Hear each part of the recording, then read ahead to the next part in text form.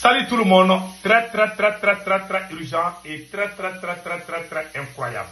Aujourd'hui, samedi 21 décembre 2024, nous venons d'apprendre tout de suite que une délégation de l'Union européenne, le Mali a demandé, je dis bien que le Mali a demandé l'aide de la France pour trouver une solution de la crise énergétique au Mali.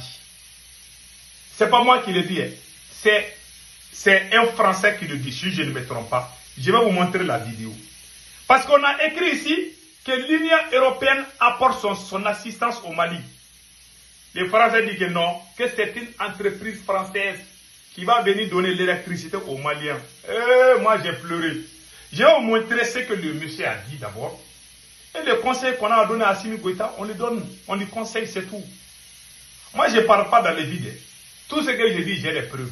Je vous montre. Écoutons ce monsieur.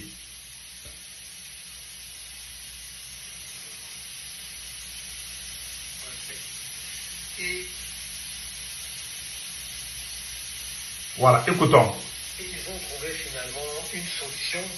Nous qui pensions que ce seraient les Russes avec une centrale nucléaire flambant neuve venant d'être livrée par les Russes, eh bien non, ils se sont tournés vers les Français. Et oui, les Français. Ce sont donc des ingénieurs français qui sont arrivés à EDM et attention de EDF, c'est-à-dire électricité de France. Ce n'est pas une société privée, c'est vraiment l'État français qui va donc aider encore une fois le Mali à s'en sortir. Alors bien entendu, on y a mis une couche Union européenne pour ne pas trop avoir honte, mais ce sont bien des ingénieurs français d'une société française, de l'État français qui va donc encore une fois aider le Mali à essayer tant bien que mal de se développer. Vous savez, l'adage dit, il n'y a pas de mauvais élèves, il n'y a que de mauvais maîtres, mais le Mali a toujours été une exception dans ce monde. C'est sans doute les pires élèves, quel que soit le maître que vous puissiez leur fournir. Alors abonnez-vous à Nalimonde pour mourir. Donc, vous avez tous entendu que ce sont les ingénieurs français de la société française que l'État français a envoyé au Mali. Bon, moi, ce que je ne comprends pas, on a écrit ici, écoutez bien, ce qu'on a dit ici et ce monsieur vient de dire, ce n'est pas la même chose. Je vais vous laisser écouter.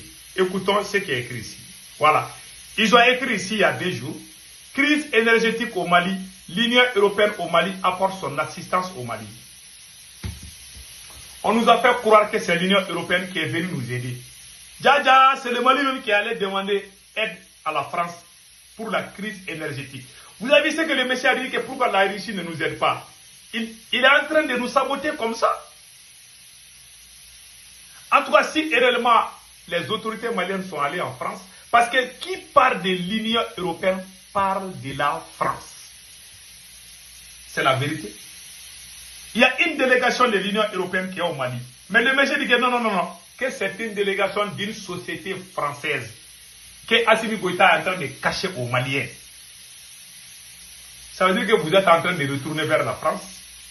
Si ce qui se dit s'avère vrai, si c'est vrai, ça veut dire que vous êtes en train de nous mettre dans la gueule de la France encore. Prions que ça ne soit pas vrai, parce que je n'ai pas encore confirmé. Mais si jamais ça trouve que c'est vrai, vous nous avez tués. Nous avons supporté l'embargo, nous avons supporté toutes les sanctions pour qu'on soit souverain. Maintenant, après toutes ces tournures-là, vous avez fait marche arrière avec nous pour nous mettre dans la gueule de la France. On ne va pas accepter cela. Que les choses soient claires. Parce que ce qui est écrit ici dans les médias maliens, on nous fait savoir qu'il y a une délégation européenne.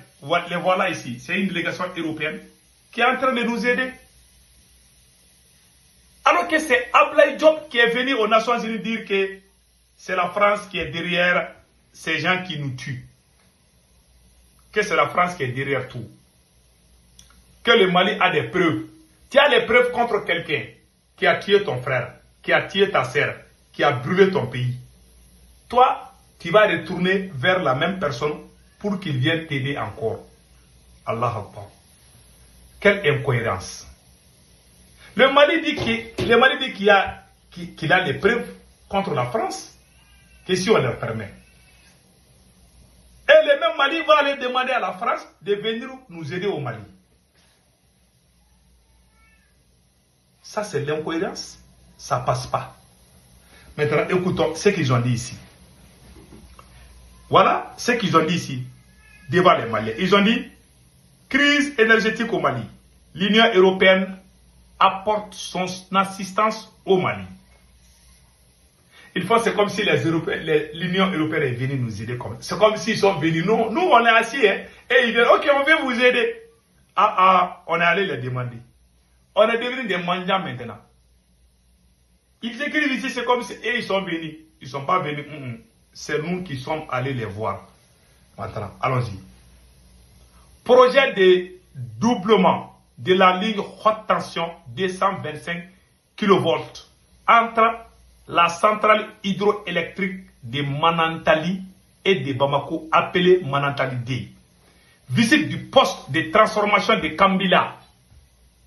Une équipe de la délégation de l'Union européenne au Mali, conduite par le chef de coopération Michel Deneuve, a visité ce mardi le poste de transformation de Kambila dans le cadre du projet Manantali D. Le projet permettra l'amélioration de l'approvisionnement en énergie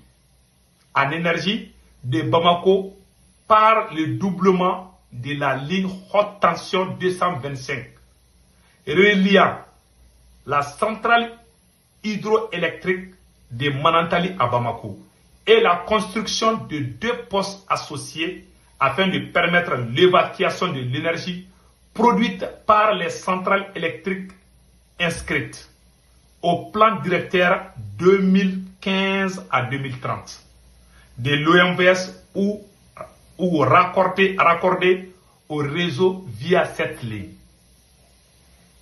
Avec ces projets de 280 kW de lignes de transport haute tension entre Manantali et Bamako seront construits et plus de 100 000 foyers maliens seront connectés au réseau électrique.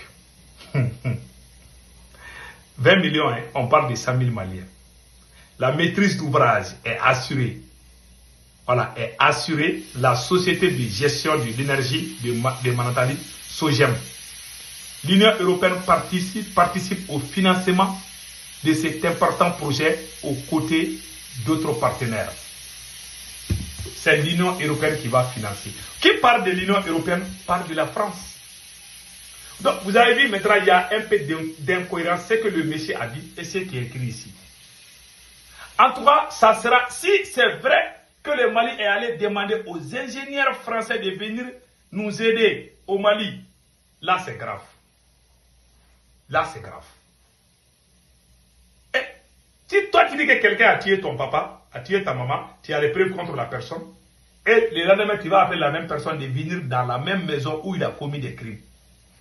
Et puis venir réparer, je ne sais pas, ta télévision ou bien réparer quelque chose chez toi. C'est ce qui se passe entre le Mali et la France. Donc, il y a vraiment l'incohérence de ce que Abdoulaye Diop a dit. J'ai beaucoup de respect pour lui, mais vraiment ça c'est l'incohérence totale. Donc, prions que les choses marchent. Sinon, les Maliens ont accepté l'embargo et les sanctions pour qu'on soit indépendant. Maintenant, on est en train d'aller. Maintenant, vous nous faites demi-tour pour nous faire reculer encore. Ça, je ne suis pas d'accord. Je ne pense pas que les Maliens seront d'accord avec ça. Mais prions que cela ne soit pas vrai. Parce que ce qui est dit ici, là, moi, je suis 80% sûr que c'est la vérité. Mais on attend d'abord. Peut-être on peut se tromper. Mais en tout cas, ce qui est dit ici, vous avez tous entendu. Que ce sont les Français que le Mali demande. Les gens commencent vraiment à se poser la question. Ces pouvoirs-là, on a cassé les pieds des révolutionnaires. Maintenant, on va directement vers la France. Assimi Goïta, attention. Mon conseil pour vous, si ça là c'est vrai, il faut vraiment y reculer. Sinon, tôt ou tard, ça va vous suivre. Voilà. Que Dieu bénisse le Mali, le Burkina et le Niger. Passez excellent week-end. Ciao, ciao.